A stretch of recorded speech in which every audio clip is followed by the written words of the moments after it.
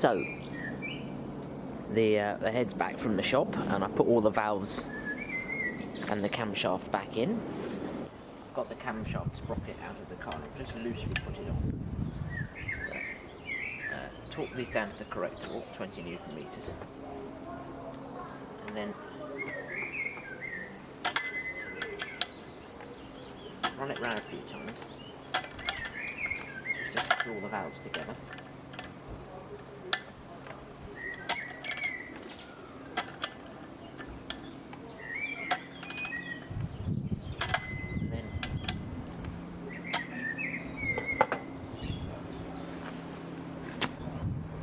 You're in a position then to check the tappet clearances.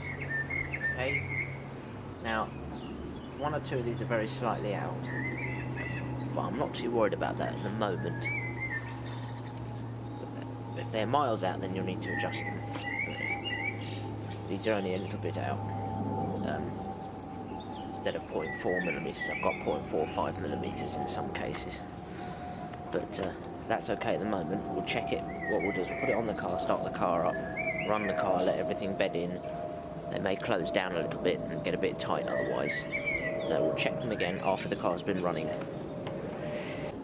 Now the way you set the valve clearances on these overhead cam engines is with these little shims which sit inside the tappet buckets. And you just use the screwdriver and just lever them out. Okay. And then you can measure them using a micrometer or a dial gauge. Measure the amount of valve clearances that you've got with your feeler gauges, and then you can buy different sizes and different thicknesses of these. Now to get these out, when that's wound, and you can see now when that's wound down,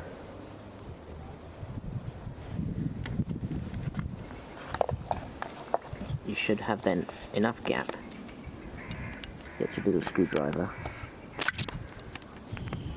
and flick the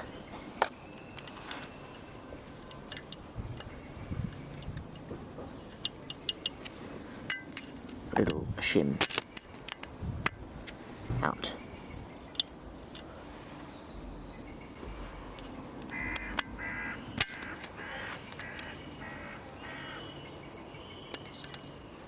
There you go. Alright. So we'll put that back down there. And before you put the new ones in, coat them with a little oil, and then just go straight back in. No problem. Okay.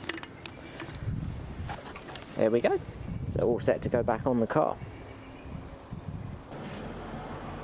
Okay, so after cleaning off all the old gasket from the engine block, I found a potential cause for why this car was leaking water into this cylinder.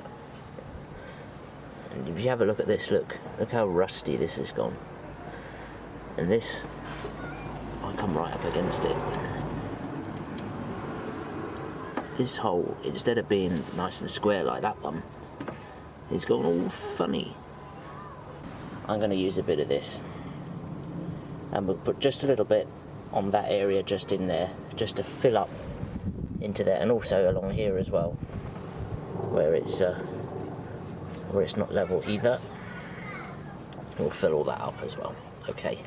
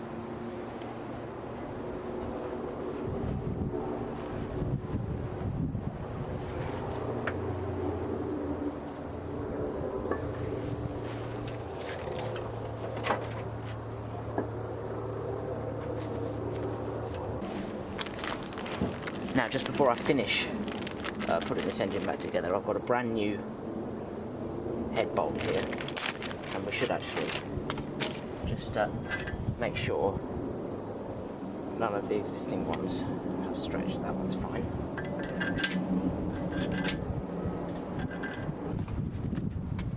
So I've got to tighten this in 3 stages. Okay, the first setting is we torque tighten to 20 Newton meters.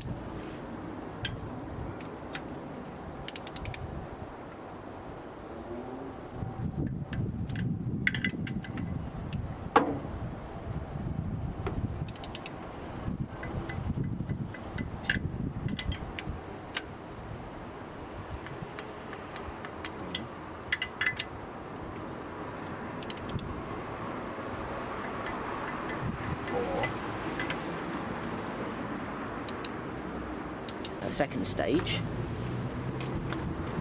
we tighten to 60 Newton meters. Start the same sequence as before.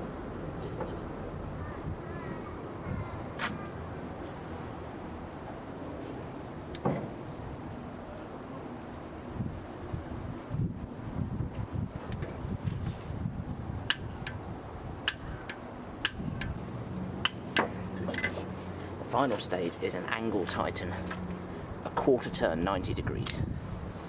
For that we need the big bar because it's going to be tight.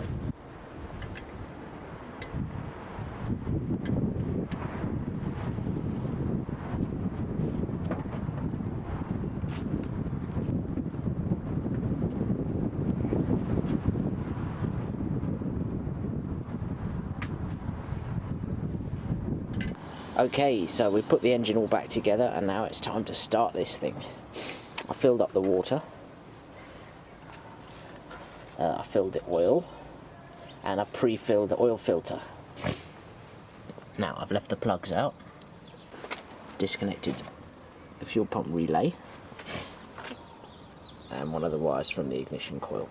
Hopefully my jumper pack's got enough power. We're going to run it round on the key. We're going to turn the starter over until the oil pressure light goes out. That was quick. It didn't sound too fast though, did it? Okay. Okay, so plugs are back in. I've added a second battery just in case, because I wasn't particularly confident that the first one would do it. The engine's quite stiff, hasn't run for a long time. Fuel pump relay's back in. Ignition is reconnected. So let's see what happens. Okay. Now, if and when this fires up, what we want to do, because everything in the top end has been rebuilt, we want to keep the revs moderate. Don't let the engine just tick over. Okay, we want to keep it to about 1500 to 2000 RPM, maybe even 2500 for about 5 or 10 minutes. So it maintains the oil pressure and the oil flow to all the camshaft and the rockers in the cylinder head. So, okay. Yeah, it's pretty good.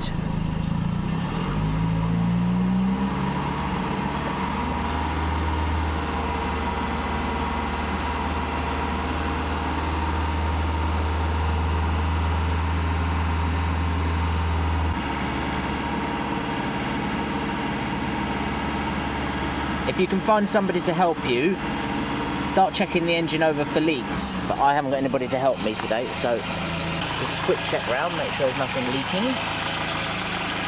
No leaks from there. No, a bit of smoke, it's okay. Okay.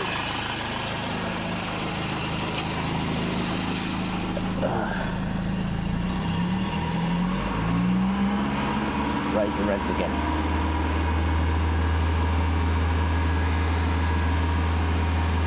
And that's it. We'll let that warm up and we'll check it all over fully for leaks once it's all fully warmed up and everything.